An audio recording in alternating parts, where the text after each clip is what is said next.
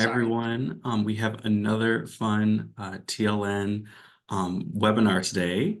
And today we're talking with Jason and Sheldon over at Translate Live. They've got a live translation demo to show you and all of their technology that they can showcase that you can have in your library. So I'll let you take it away. Great. Thank you, DJ. Hello, everyone. Thank you for joining our call today. My name is Jason. I run business development at Translate Live. I've had the pleasure of working with multiple library systems across the country. I'm excited to present this solution to you today.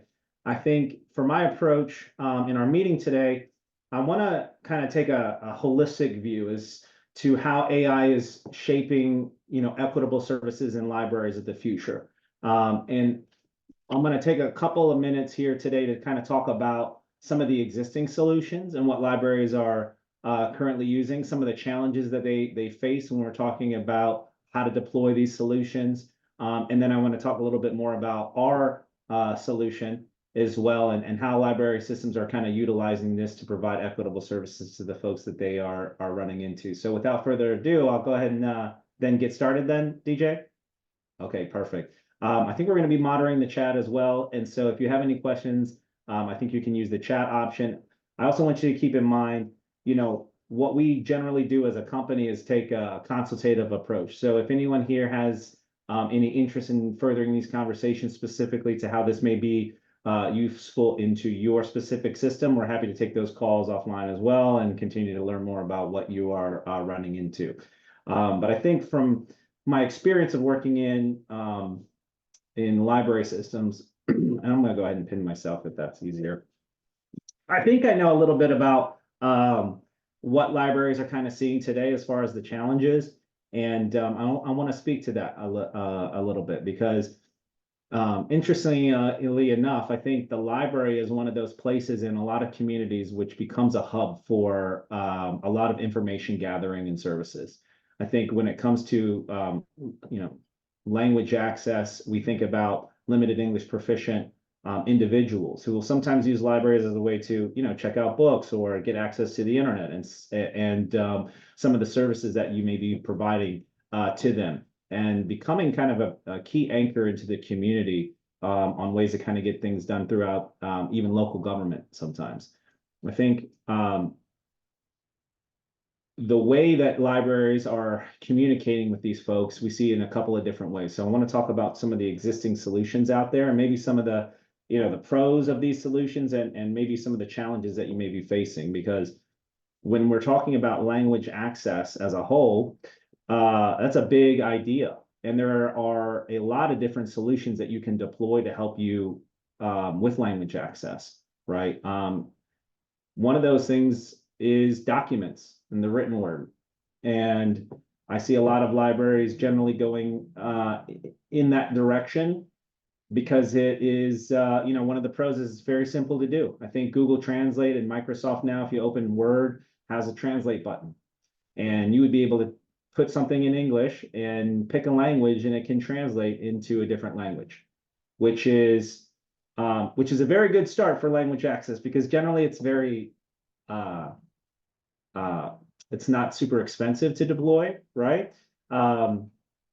It is fairly easy to kind of figure out, and then so the question becomes kind of twofold, which is let's consider the experience that folks have when they get a document that's translated in their native language. And so one of the challenges with document translation is literacy concerns, even in their own native language, right? And that is a scale, because if it is just, an invite to, a party or a social event or something that doesn't have very much technical language, well, then that could just be just fine.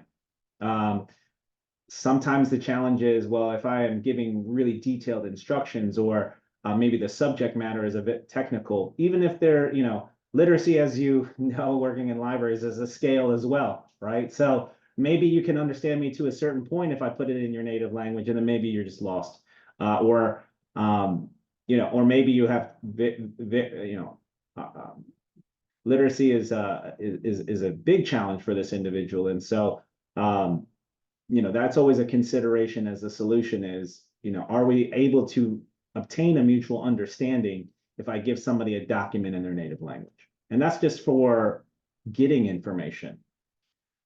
The other concern that you have especially when you're working with AI specifically, and again, we're going to be talking about how AI is kind of shaping this, equitable services in libraries of the future. AI is a great tool, but it is very much not 100% accurate across everything that you're doing, right? And so at some point, the tool in AI is going to require a human in that loop. Most of the time, let's say if I'm translating a document from English into Spanish, you may have a bilingual speaker or somebody in the community who can take the time to say, hey, let me proofread this. Yeah, I see what you're saying. Here it's a wrong. I would conjugate this wrong. That human is in the loop to kind of check and proofread, and then you can kind of go back in and make those changes to that document so that it's more accurate, up to 100% accurate in that language, right? The other consideration is sometimes AI will, in some of the older models of AI, will not really be good at understanding the context, right? And so you can say, well, I said sub, but what I meant was substitute. I said seizure, but what I was talking about was a medical condition. I wasn't talking about search and seizure. And so context is big when you are talking about, providing a machine enough information so that you can get a quality interpretation.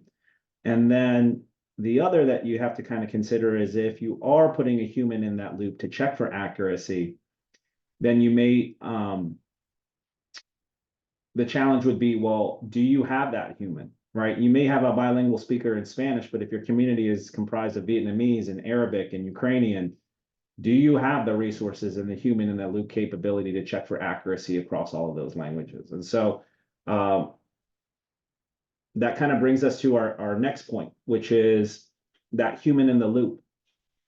And, we're talking about language service professionals. Sometimes language service comes in the way of on-site staff members, bilingual folks that you have that can fill in. Sometimes companies will outsource that with companies like LanguageLine or Lionbridge, language service providers that will work on your documents. You can pass them the documents. They will proofread that for you. They'll even create things like a language memory file for you, which is in today's world of AI, nobody is really taking a document and then handwriting that in another language, right? What they do is they do that Google Translate kind of style where they'll run everything through AI first, see how much that can get accurate, and then go in and make those changes. So that they're not doing it word for word, makes it far more efficient, more cost effective. The other thing that language service providers can provide is live interpretation, right? And so live interpretation comes in a couple of different forms. You can pay somebody to be an on-site staff, on-site interpreter, where you'll schedule something and somebody can come in and be an interpreter for you. This is great for events and certain kinds of meetings that you have. Language service providers also have telephone options. Over the phone interpretation is what we call it, OPI, where you can pick up a phone, dial, and get a live interpreter, pick your language, and that will, somebody will come on and they will help you in a spoken word. And these are all great things that are out in the market, but from an end user standpoint, when I think about library systems, very few have the ability to bring on live interpreters. And I think a lot of that has to do with the cost. While it is a really great solution, it's $1 a minute. And that is sometimes outside of the budget and scope of what libraries can offer. It can also be difficult to schedule that, even if you do, you can save some money by scheduling these meetings ahead of time. But even then, scheduling can sometimes be difficult. And so you're stuck with this idea of, well, I know I'm having some of these conversations with limited English proficient folks. What conversations can I pay $1 a minute to support? And so you have to prioritize when you can use that solution. And that can be a difficult thing to do because you're essentially asking yourself, well, when do I need to provide equitable services and when don't I? It's a hard line to draw, and it's connected a lot of the times to, financial, but this is the world we live in. Um, AI is helping kind of fill in that gap there. Um, because we see that there is an opportunity for a lot of conversations to be had with limited English proficient folks, and opportunities to connect with these folks in their same language. I mean, outside of language service and interpretation services and just the cost, not all interpreters are equal. There's a skill level there, right? And so you also have to think about how dynamic your conversation is. If I'm using an interpreter to interpret my conversation, and you're paying for continuous interpretation as opposed to simultaneous interpretation, the flow of the conversation is different. Simultaneous interpretation is kind of what you see at the UN, right? I speak, everything is being interpreted as I'm speaking. Generally, that's a very difficult skill to do, and it comes with a heavy price point. So what we're generally talking about is continuous interpretation, which is I'm going to say a sentence or two or three, I'm going to stop, and then the interpreter is going to say what I said in the language of that other person I'm having a conversation with. That alone means that you have to schedule double the amount of time that you would have with somebody who was speaking your same language, right? Because everything needs to be repeated across multiple languages. And so time becomes a consideration. And then even just generally the workflow, or I mean, even the flow of a conversation, it's not very natural sometimes, right?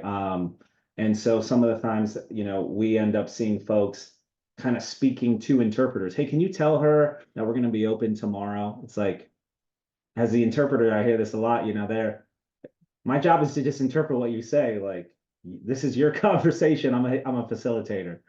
And so, AI is really kind of helping fill those gaps in by saying, we understand that there are these solutions out there, but they don't always get us to where we want to be, which is a mutual understanding. And so we have the idea of saying, let's provide a toolbox of solutions, if you will, so that our customers, our end users, can decide what is the best solution given this scenario. And for a lot of the organizations that we work with, it is, these combinations. And so I just wanted to kind of give a brief overview and a scope of the thoughtfulness of some of the things that are being put into this solution, because I want to kind of more turn towards kind of Translate Live and what we're doing, because what we've created is essentially a complete language and disability communication platform. And so what that means is we have software and AI where we utilize the most sophisticated AI in the world, and then we combine it with some of these human in the loop elements and integrate as many of the solutions as you may have been working on or even want to grow to in the future. And so we have a lot of different offerings as a company, because we have certain enterprise customers. When we're talking with entire states that want to roll out a deployment, it looks very different than kind of working with the local library system. And so I'm going to more focus on what it looks like for a local library system, with the idea being what most folks are looking for at this point is kind of an out-of-the-box solution. Because AI is a very powerful tool, but if you go and try to work with Google or Microsoft and some of these guys, you kind of need to really understand software development and able to really deploy it and manage it and adjust to changes, because those companies are always changing. And so for most of the libraries I work with, that is not an area that they want to get into. They're looking for something that's always on, that's properly managed by someone else, and all they got to really do is just turn it on and use it as a tool. They don't want to think about the back end. One of the things that makes this product unique and what we pay close attention to is the privacy aspect of this conversation, because who we work with, generally, they are concerned about the kinds of conversations that they're having. It could be talking about personal identifiable information. So when we are working with hospital systems or the federal government, state government, police departments, these conversations are protected conversations. And so everything that you're going to see here today in this system has that in mind. So from a privacy perspective, we do no data mining of this conversation at all. We are HIPAA compliant. We are ISO certified, GDR compliant. These are just fancy certificates to say, if you are worried about who has access to your conversation, what Translate Live says is no one does. Only you and that person in this conversation. And when you exit this conversation, it's gone forever. It can't even be subpoenaed. And so that's a level of privacy that some of our folks are looking for. The second consideration of the technology is security. And so, working with the federal contracts, we have to have a very high level of security. And that means doing things like security risk reviews. We've been able to get through every security risk review we've ever done at the highest levels of government, healthcare, first responders, financial institutions. And so really what that means to our end user customers, the special libraries, is that's another box you can check. This is secure. No one's going to be hacking into this kind of thing. The other thing, and the third consideration, is accuracy. And so a lot of customers, when they're kind of utilizing AI, is that they are concerned about how accurate is this conversation. And so to give you an idea of how we address accuracy, we address it in a couple of different ways. One, we talked about those language engines out there, large language models. This is an area of technology that is growing rapidly. I mean, it changes week to week, honestly. And you have these big companies out there like Google and Microsoft and Meta and OpenAI, who are all building their own engines and their own capabilities. And it gets difficult for libraries to say, hey, well, how can I be sure if I get into a partner with one of these companies that what I'm using isn't obsolete, or they can't make changes to what I'm doing? I'm trying to build an outgoing plan here. And so what Translate Live represents is, hey, we're monitoring who is out there, and we're going to be able to pick what company is doing the best out there at any given moment.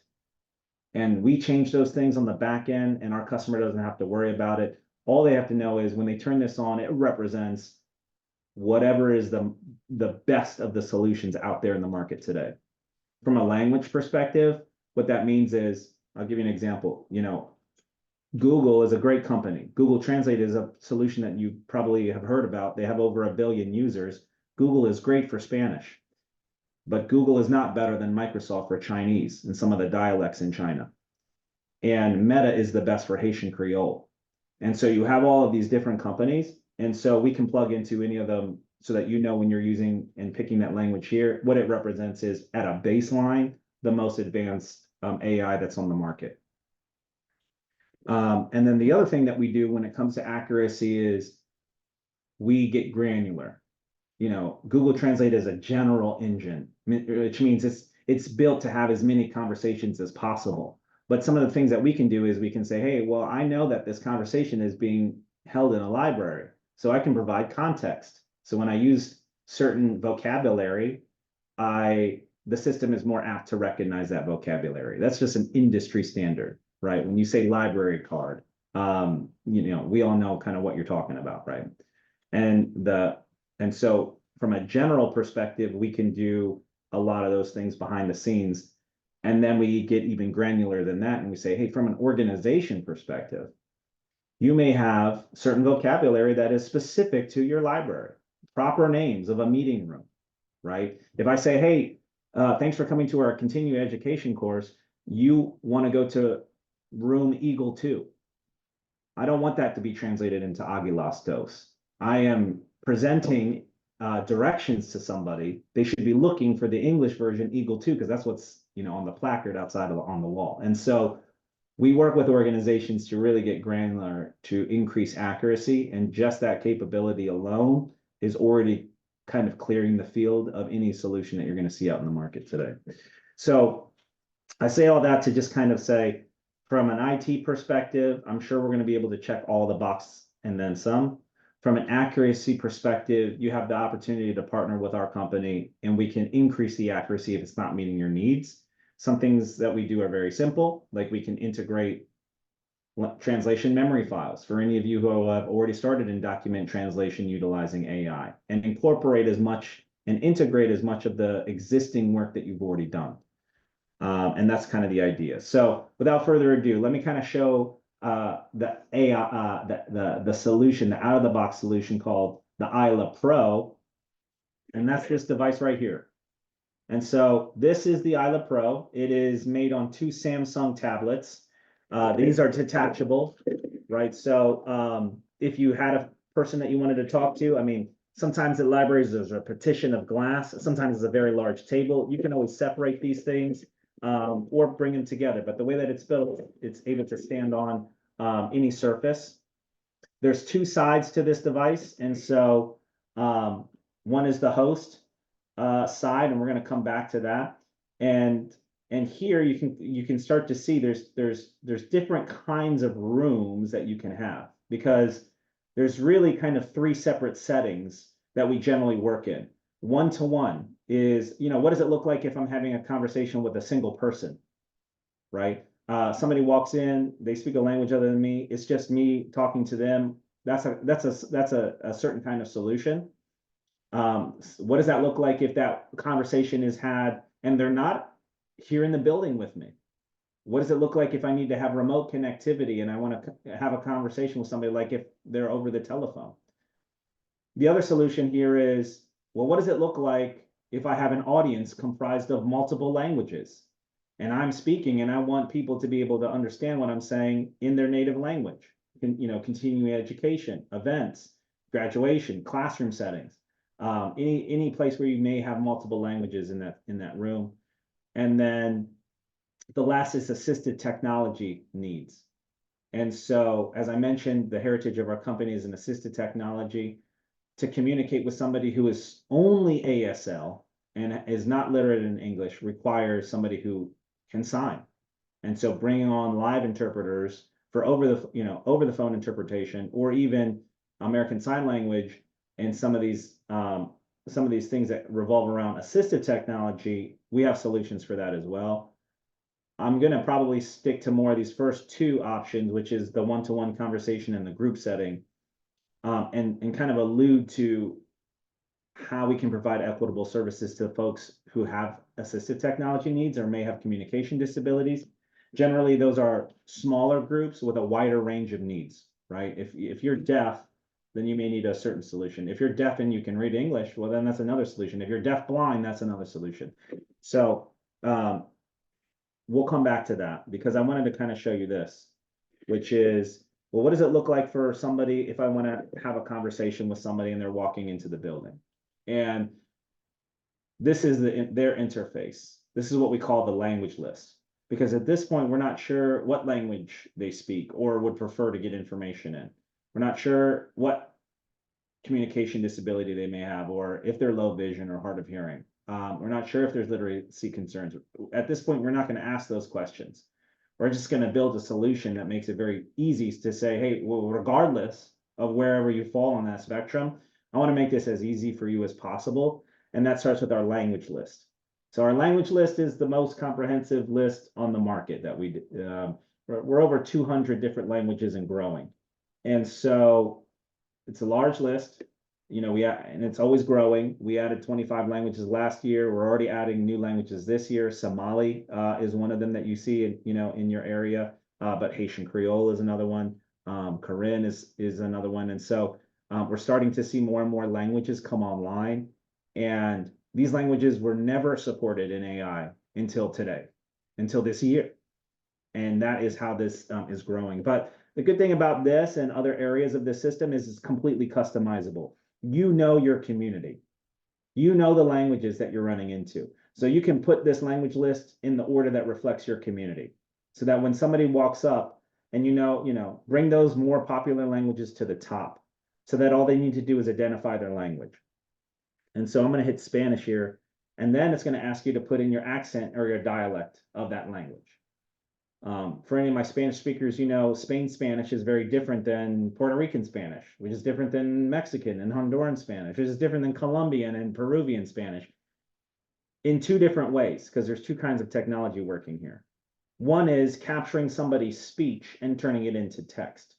And so the microphones need to be trained to recognize words phonetically, the way that it sounds. In Spain, you have the Caspian Lisp, right? It's a certain way of talking. And so that's being accounted for in accuracy. The other is the translation. I may provide the same information to somebody differently depending on the country that they're from to get a mutual understanding, right? I may use certain vocabulary. That's going to be different.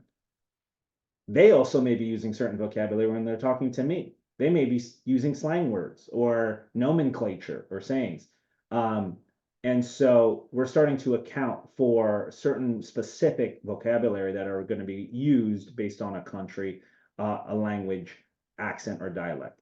So again, let me kind of show you how quick this is, because one of the good things about AI is it's flexible, it's on, it's there, it's ready to have a conversation, it's available.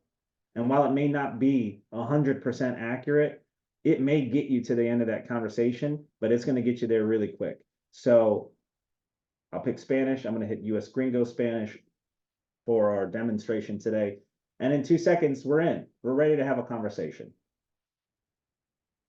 Now, this looks very plain, and that's by design, because from a user interface standpoint, we have to be considerate of the folks that are using this. This could be the first time they're using this device to communicate with me. This could be the first time they're even touching a tablet, right? The level of technical proficiency could vary greatly depending on who you're going to talk to. And so the interface needs to be very simple, because if it's too complicated, they're not going to know how to use it. And it's really just this red button. So press and hold that red button, speak into the device, and everything that you say is going to be instantly transcribed and translated in real time. It's also going to speak out loud for those that are more verbal. So let me show you what that looks like. Here I have the English version. Here, this would be you folks. Press and hold that button. Hi, thank you for coming into our library today. How can I help you? And so you'll be able to see everything you're Hola, saying, gracias por venir a nuestra biblioteca hoy. ¿En qué puedo ayudarte? and they will be able to see and hear everything that you say happening essentially in real time. I'm going to try my Spanish. Let's see if I remember this. Buenos días. Me gustaría obtener información sobre cómo inscribir en tus programas y obtener una tarjeta de biblioteca. ¿Se pueden ayudarme con eso, por favor? I think I just murdered that. Good Let's morning. see. I would like information on how to enroll in your programs and obtain. Library card, can you help me with that, please? So not bad. My Spanish is not great, but I think you kind of get the idea here, which is, you know, they speak into this device, and you'll be able to see everything that they say happening in real time. Now you can always do a couple of things. You can turn off the text to speech if you don't want it to speak out loud. You can connect this to Bluetooth headsets. I mean, these are just tablets, Braille displays, a whole, you know, really any kind of ancillaries that you need to. But the overall idea is we need to just kind of make this simple for folks. Press that button, speak in your native language. I'll be able to see and hear everything that you're saying.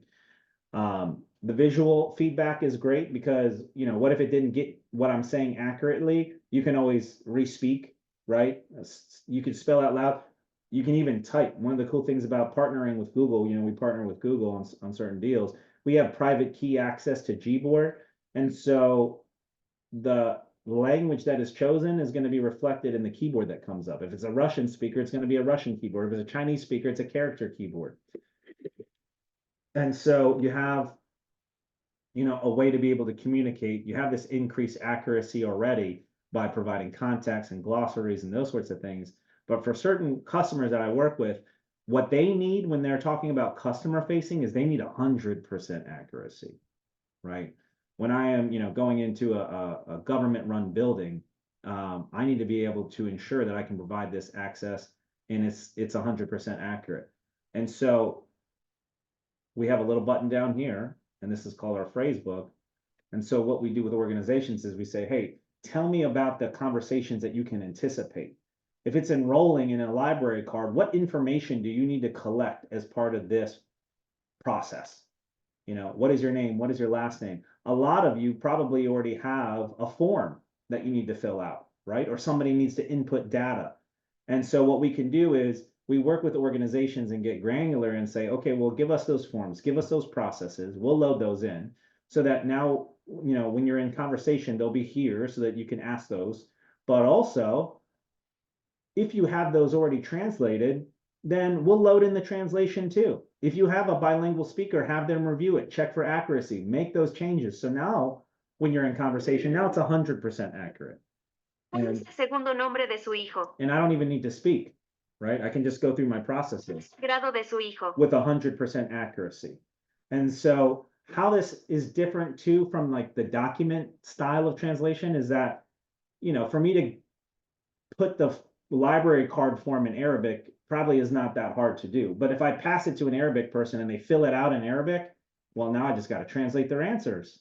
I can't read Arabic, right? So now it's, I'm going to get into a conversation with you. It'll be in your language. You'll give the answers here. It'll come up to my end in Spanish and English.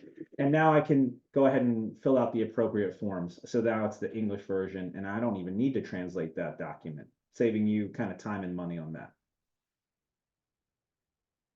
I'm going to keep it moving here because now that, you know, what comes up is, okay, great. Well,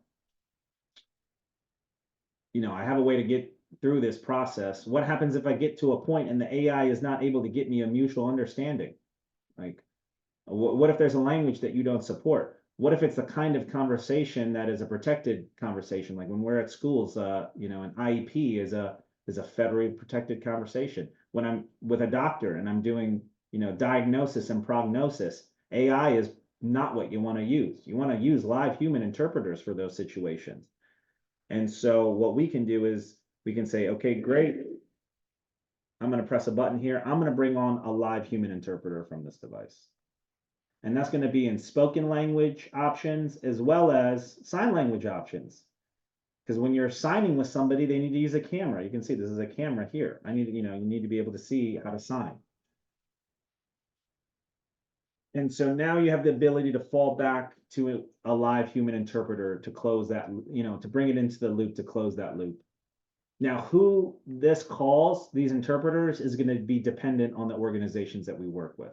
Some organizations already have LanguageLine or existing third-party vendors that you already have a relationship with. Great. Keep that relationship. When I press that button, it's just essentially going to launch like a phone call to that vendor. And then you'll put in your identifier code and all of those billable minutes. That's all with your vendor. That's another relationship. That's not me. I don't charge for that. We have certain folks that say, hey, I don't have these services. Can you help me? Yeah, I have those services as well. And so we can bill for those services. I have other folks that say, hey, I'm actually building out my interpretation division of this organization. I have 6 people on site who are trained interpreters in my organization. Great. We can set up call flows for those organizations as well. And it can be like, hey, I'm going to ring for the interpreter for your own people first. And if nobody picks up in 10 seconds, 15 seconds, now I'm going to fail safe to LanguageLine. And so we can create call flow dialogues. And that kind of just speaks to the growth and the potential of our partnership. I get another question, which is, well, this is great for somebody that has been, you know, that walks into the building, and that's probably going to be a lot of the conversations that we have, but what does it look like if somebody's not in the same room with me? Or what if they have assistive technology needs and they prefer to use their own device? Anyone on this call right now can scan this QR code, and right from your own device, you're going to be able to connect to me on my device. And my device will ring, flash, and buzz, which is 508 compliant like a telephone. And you're going to see, if you follow that QR code, you're going to see the language list, again, in the same order that you put it in. And they're going to be able to pick their language and put in their name and hit join room and allow access to the microphone, and my device will ring, and we can have that same encrypted, HIPAA compliant, safe conversation with anyone really anywhere in the world on any device that just essentially has a web browser. The other thing that you'll notice if you're going through this workflow is I'm not going to ask you to pay for anything. I'm not going to ask you to set up an account. I'm not going to ask you to download an app or install anything. Because again, that could be a barrier to entry to folks. And I want to take as much of that away as possible. And so it's simply just a web browser. And I've had people join on, PlayStations, really anything with a web browser, a lot of devices out there. Nobody has joined me yet, which is fine. And maybe that I can kind of move on from here then, if nobody wants to join, and kind of talk about the other scenario, which is, what does it look like if I have a lot of people? And that's this broadcast room. And so I have another QR code that I can put up. And again, a QR code is just essentially a web link. Like this is the link underneath. You can put that web link in a text message. I can put it in the chat. I can, email it to somebody, put it on an invite, what have you. I can share that with as many people as I wish. And so, let me just share my screen here. So here are 3 separate web browsers. So consider this like 3 separate people, all on their own device. Can you see that? Wait. Sorry. I'm getting some.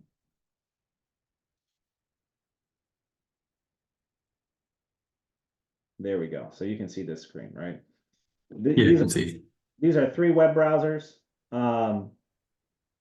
Consider this like 3 people. It could be 3 people. It could be 30 people. 3,000 people.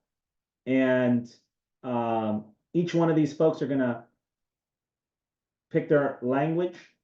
I'll have an English speaker in the room. I'll say a Spanish speaker from Colombia, and we'll do maybe Ukrainian. And again, I could be joining, and now I'm going to join this room here. I'm going to turn off the text to speech because it will speak out loud. And I can say, hello, everyone. Thank you for joining our continuing education event. Before we get started today, I want to discuss our grant funds that were given to the system and what programs we're going to be supporting in the upcoming year. This is that kind of program that we are supporting. Happy to have you all here today. You're seeing simultaneous captioning along with audio support because it will speak out loud happening, in real time for folks, whether they're in person or remote on their own devices. And you can screen share just like I'm doing here. You can still see my screen, right, DJ? Yeah. And so we're using this a lot too for those, those instances where you have an audience comprised of multiple languages. Those people can also raise their hands. You can give them microphone control as well. And so maybe I can show you that here really quick. In libraries, we see that in classrooms a lot. Hey, I can raise my hand over here. Okay, great. I can see that you've identified yourself as having a question. Now I can give you microphone control. I'll put your hand down and I will press a button on my end. Oh, you know what? I may not be able. No, here we do. Now I'll go ahead and press this, but it's going to be a little delayed because the microphone control is on this Zoom call right now. But hola, yo tengo una pregunta, por favor. Hello, I have a question, please. And everybody in that room will be able to see what they're saying in that native language as well. And so you have the ability to control who gets to speak and when, and then I can just get back my microphone control. So a lot of different options. I think that was a kind of a brief overview of the solution. We have this solution and others, but I think just knowing my audience and libraries, this is probably as deep as we should probably go for now. But I want to open it up for questions. Some library systems like a smaller design, like we have smaller hardware. It looks like this. This is a 6-inch version of basically the same thing. And so a lot of different options when it comes to hardware. But let me take a break here, DJ. Maybe we can see if there are any questions or where we can maybe go in the rest of our call. For sure. And like it was mentioned, if you have questions, feel free to drop them in the chat. I will be more than happy to read them out loud. The first question that came through is just what is the pricing model? Yeah, that's a good question. So let's get into pricing. from a procurement standpoint, we have a couple of different ways that we work. One, we sell direct to customers. We also have partners that we work with. So certain customers that we work with, they want to go through like a reseller because it's just who they're used to doing business with, like SHI, CDW, Carosoft. We have those existing relationships. But generally for libraries, it's kind of direct with us. We are, essentially considered sole source in a lot of different states. The pricing model. So that's a good question. Let's just kind of focus on what I showed you, the Isla Pro. So as I mentioned, we have a lot of different options, but for this model particularly, there's a couple of things. One, we didn't want to get into a per minute billing cycle. We didn't want to even get into a monthly billing cycle. We don't want to say, you need to prioritize your conversations because you're paying, X amount per minute. So basically, it's unlimited use. Use it as much as you want, both in-person and remote connectivity. It's as much as you want to use it. It's also unlimited use for 3 years. And so I have somebody kind of coming in here, which is fine. Hi, thanks for joining our call. You should be able to see what I'm saying. It should be able to come over to you and speak out loud to you. And so so it's 3 years. It includes the hardware, it includes the support on the back end, and it includes also updates. So as we change our user, make adjustments to user interface, add languages, that's going to all be included over those 3 years. It also includes deployment. So that is live training that we do, ongoing training, ongoing customer support. So basically everything, and that is $2,500, $2,499 is what it is priced out. To give you an idea of the price. We do have additional services like the broadcast service, where you have multiple users happening at once. That's a little bit of a different pricing model. For anyone interested in that, happy to have that conversation. Really, the question is, well, how much are you going to use it? Because we still do have to pay for anything that comes out of this system. So we'll have like certain schools that say, hey, every month or every quarter I have a PTA meeting or an open town hall or an event. They don't happen that often. It's fairly infrequent. So I'm not a heavy user. And then we'll have teachers that will say, well, I'm using this 4 or 5 hours a day. What does that look like? Two different pricing models. Is that per tablet? Yeah, it's per both sides of this tablet. Yeah. So this is like this whole Isla Pro that's both sides, these two sides, that $2,499 includes both sides. So everything that you need to get going at that price point. If you have multiple user locations in the library that need this interaction. I think I understand what you're saying. But so are you talking about multiple locations? Would every location need to have one of these? Yeah. I mean, you saw the QR code as well, right? So circulation desk versus an info desk. Yeah. I mean, you could literally pick this up and take it from one desk to another. You could also say, well, I don't want to take this up. I'm just going to join by a QR code. And then the QR code could ring at the other desk. You can also say, well, I have certain libraries that say, hey, on the desktops that we have in our, we have like a computer lab kind of setup. You can make just a web shortcut on that computer lab to say, hey, if you want that to ring back to the information desk, just put a shortcut on the desktop. They'll press a button, it'll launch it, and then this device will ring. There's a lot of different options when it comes to kind of deployment. It's going to depend on, do you want to buy 2 and have it for, one location? I welcome you to do that. If you're trying to figure out, how you can connect, there's multiple different ways. All you need is another device that has access to an internet browser, and that can be on their own device. It can be a device that you give. There's a lot of different options there. I hope that answered your question, Jeff. Generally, I would say for libraries, we start with putting 1 per location, and that is generally enough. Unless I'm, like these are in Baltimore, Baltimore they have busy libraries there, a lot going on, and so multiple makes sense there sometimes. And so I think that is to your, your library better. But one is always a good place to kind of start. I'll bounce a question off to Jason. Speaking of busy libraries, sometimes you get a lot of background noise from some of the other conversations or interactions going on at the library. How much does that impact the product, or if at all? That's a good question. So when you buy these devices, right?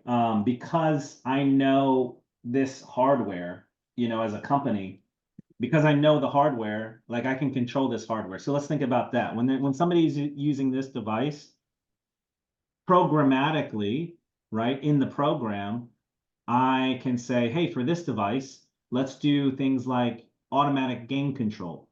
So it'll take an ambient collection of the ambient noise and adjust microphone sensitivity based on that environment. So like when I use this at trade shows, like ALA trade show is a huge show, lots of people, right? It's a loud environment, still works fine. It's taking the ambient noise and saying, hey, I don't want to capture that ambient noise. What it would be easier for me to do would be just have my speaker get a little bit closer to the microphone, and then that way it's not going to capture that ambient noise. Now with that being said, when I put up the QR code, and I think JP joined, like when you're joining from your own device, because that's your own device, I'm limited on the controls, right? Because you have your own privacy settings and you have your own stuff. And so I can't control those things as well programmatically. But I would say just kind of anecdotally, those automatic things can work. The other thing I will say is you also have the ability to adjust gain control manually. So like I'm in a conversation here. Hi, how are you? Hola, ¿cómo estás? Here is my microphone button. If I press this little caret, it's going to say, hey, I can adjust microphone sensitivity manually.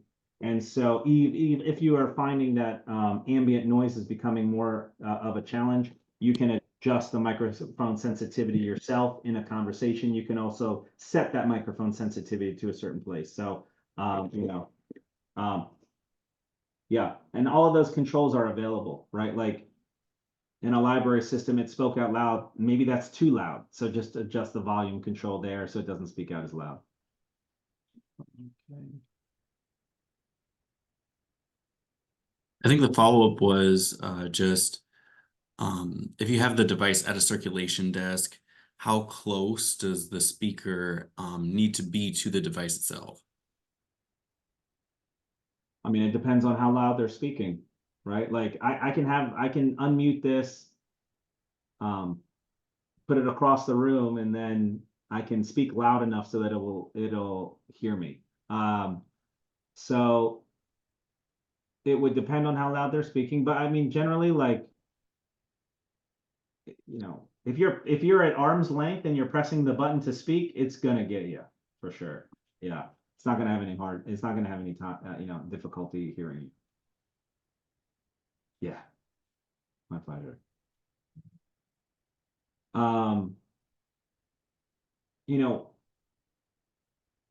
would be interested to see like maybe some of the use cases, if anybody wants to share how they're thinking about using this. We use a lot like continuing education, as I said, but also just, at the front desk, at the circulation desk for help. There is also, a lot of libraries like will use grant funds, and so we work a lot with grants. Sometimes libraries get refugee relocation and resettlement funds, digital equity funds, and those sorts of kinds of funds, which we use that for this kind of solution. There is also an ADA component to this when you're bringing on solutions for those that have communication disabilities. So sometimes there's additional funding for just a compliance piece. Like you wouldn't build a new library without a wheelchair ramp, right? It's kind of like built into code. So there's those kind of things. Do you need internet access for this to work? Yes, you do need internet access for this to work in this form. We do have certain customers that we work with that need offline capabilities, but that's not included in this. So yes, and we can work on any network. You know, we can work on a guest network. We can work on a lockdown network. Again, these are completely safe to use from an IT perspective. And so, you know, we generally just go on the regular employee network. Speed of this is going to be dependent on, you know, on the network connectivity. And so the stronger connectivity you have, the quicker it comes out. Even if you have very low connectivity, it'll still come out. It just maybe take 2 seconds as opposed to a half a second. And then we have certain things that we have built in, which is even if you have very low connectivity, when I press and hold that button, it's capturing my speech. You see it here. It's going to wait for enough signal strength to send that over. So you don't have to worry about your message getting lost. Like if you press and hit that button and it's capturing what you're saying and you see it on the screen, it will eventually get to the other side. There is discounting for bulk, but our bulk discounting starts at 50 units. And so, but we do have those options. Yep, and so 4 is, you know, generally just at $24.99 times 4.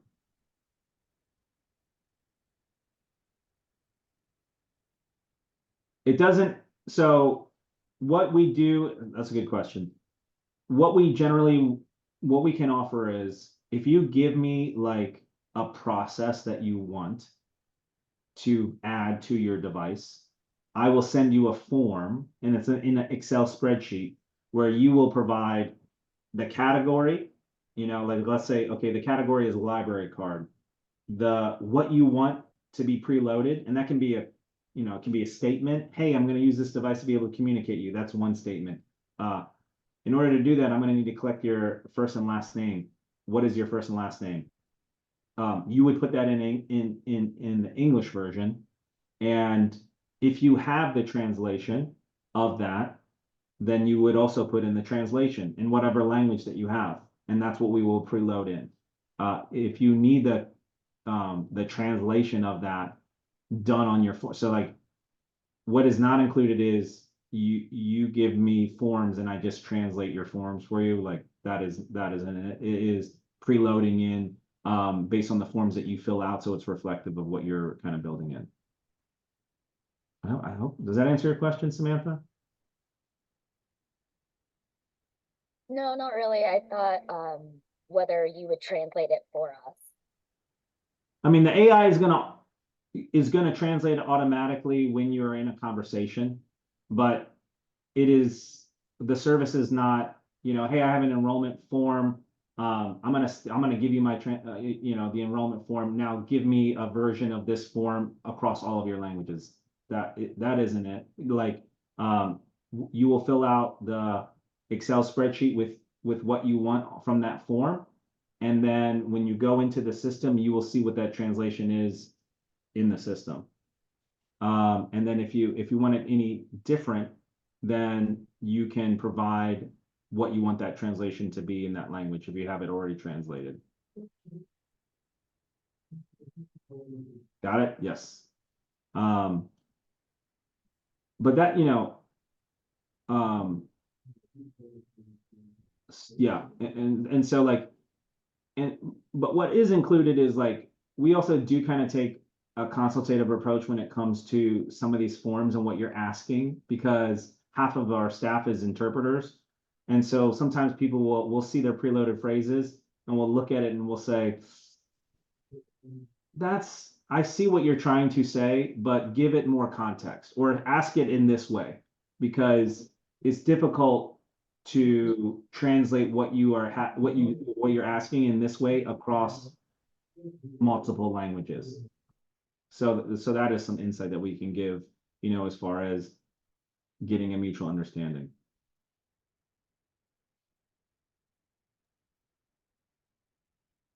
These are great questions. There are safety components to this, things like I can say hello, you know, everyone, this was this is an emergency. Please stay in your rooms. And then I can press all of the languages that I want that to say in, and then it will just speak out loud in all of the languages that I pick.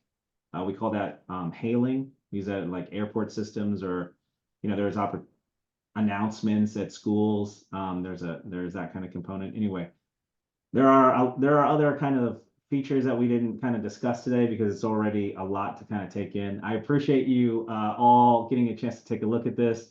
I invite you to contact DJ or the Library Network if you have any further questions, and we would again be happy to set up any consultation with you to kind of talk about what you're running into and talk more to this solution. But I thank everybody for joining here today, and we'll let DJ kind of close it up. Fair enough. Well, thank you, Jason. I really appreciate all your time. And again, if anyone has any questions about this or needs to get in touch, I can always pass along more questions along with continuing those conversations. But thank you for your time, and we'll see you at the next webinar. So take Great. care. Thanks, everyone.